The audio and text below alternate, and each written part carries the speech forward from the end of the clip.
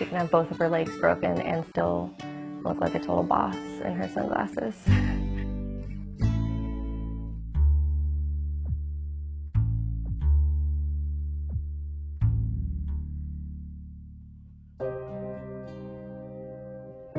Zoe has broken countless bones. We stopped counting because it's pointless.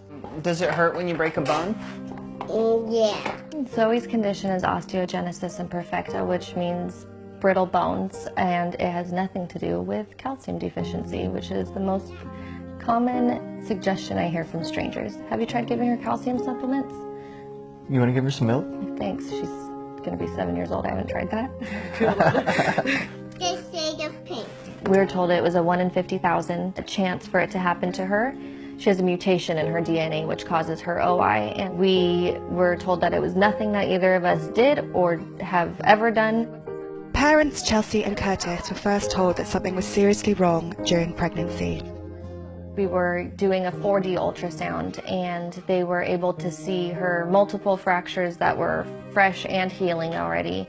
She had broken ribs. The arms and the legs were about 6 weeks behind what they should have been.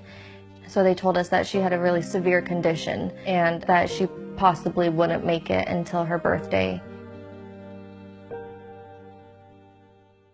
I'm gonna give them some toys to play with. The specialist recommended or suggested that we could just terminate the pregnancy, but it was more than that to us. It was our first child together. We actually did contemplate the abortion that she was telling us that was the only thing that was humane. And then we were in a panicked state. There are a couple different types of OI with different severities, and so Zoe was misdiagnosed with the type 2, the most severe, and ended up, her genetic results told us that she had type 3 OI, which is still very severe. Born in October 2010 with multiple healing fractures, Zoe was in hospital for a week before she was able to come home, and her parents started to adjust to caring for their little girl. When we were changing Zoe's diaper, in the beginning it took 3 of us, one person to lift up her pelvis, one person to slide the diaper in and out, and then another person to hold her arms because babies have a startle reflex. And I was on arms duty. I gave her just a little bit of room. It was a 1/4 inch to a 1/2 inch, and she startled into my hand. It sounded like a broken chicken bone. Her radius and her ulna just snapped. Whoa, feet are ahead of you. Whoa, whoa, whoa, whoa, whoa.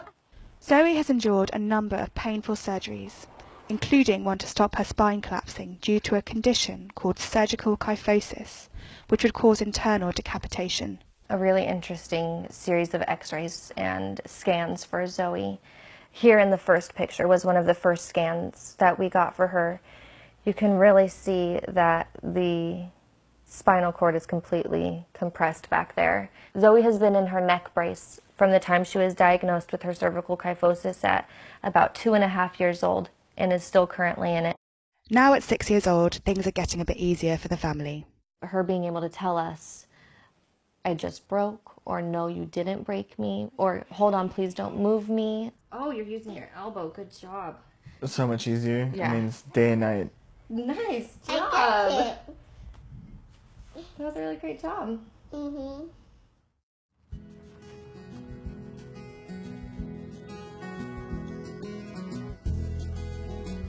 Today we came to Twinkle Park to have fun at the wheelchair accessible playground. Let's go to the park. Are you excited? Yeah. It's one of the only ones in Orange County that Zoe's able to play on because the ground is made out of foam instead of wood chips or sand. She, especially this playground, is able to do everything that the other kids are other than run on their feet, but she can race them just as fast in her wheelchair. 3, 2, 1.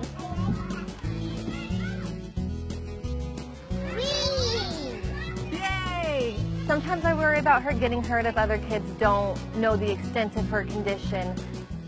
Zoe has a big enough voice where she will tell someone, please don't touch my wheelchair, please don't push my wheelchair, and that's very helpful. We have prescription Valium, prescription hydrocodone, just in case she does fracture, and all of the splinting supplies to do it ourselves. We've had that since she was an infant. We carry it with us in our bag everywhere we go.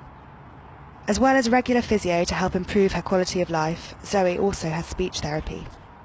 She has a little bit of some structural issues with her mouth. She's working to increase her clarity in her speech and also some of her language, some of her word orders and things like that, so that way she has more clarity when she's speaking and talking to her friends and family. Is Bailey going to do speech with us today? Yeah. Okay, show me your S. Ooh, you remembered it right away. I like it. Zoe's amazing. She's so fun and she makes everything positive. I see the soup. Yep. What kind of soup? OI does not give you a shortened life expectancy. There's no cure for osteogenesis imperfecta. For now, I'm very grateful that there's at least treatments, because even 20 years ago there wasn't as many. Despite the challenges she faces, Zoe's parents are confident that her tenacity and charm will guarantee her a bright future. I would not change Zoe. If I could take her OI back, I would never, ever take it back. In the future, I hope that Zoe has just as well of an opportunity as everybody else.